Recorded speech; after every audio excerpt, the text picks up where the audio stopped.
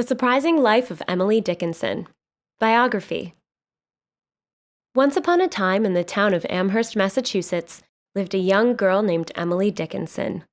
She was a lively, happy child who lived with her parents, sister, and brother in a big house near the village green.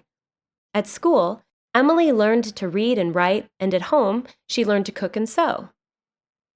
Like many of her friends, she no doubt had a great capacity for fun as well, sledding in the cold New England winter and going on picnics in the green and flowering summertime. There was nothing unusual about young Emily. It seemed apparent that she would get married one day. Eventually, she would have her own house and raise her own children, perhaps in Amherst. In many ways, she would duplicate the life that her mother had lived. After all, that's what most girls did in the 1800s. When she was older, Emily went away to college for a while.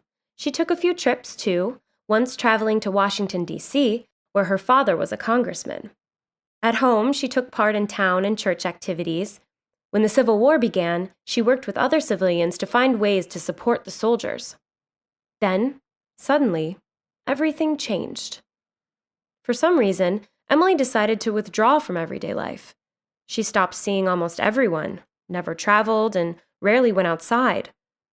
Eventually, she didn't leave her parents' house at all, and that's how she lived for the rest of her life. What provoked Emily Dickinson to take this course of action? Even today, no one can say for sure. While the undoing of her normal social life must have caused loneliness and pain, it also enabled the young woman to accomplish something great. In the years that followed, Emily Dickinson wrote 1,775 poems. Sometimes Emily might send a poem to a friend, but she didn't try to publish her poetry. If anything, she concealed it, tying her poems in bundles and hiding them in her dresser drawers. Fortunately, Emily's poetry didn't stay hidden from the world. After her death, the poems were finally published. When they appeared in print, readers couldn't believe how rich and vast her output had been. Although she never left the shelter of her house, Emily Dickinson had a keen imagination. In a drop of water, she could see a flood. In a grain of sand, she saw a desert. To write so many poems, Emily Dickinson must have experienced many spurts of inspiration. Yet she crafted each poem carefully, choosing the exact words, rhythms, and punctuation to express her meaning. Some of the poems do reflect her loneliness, but they are inspiring too.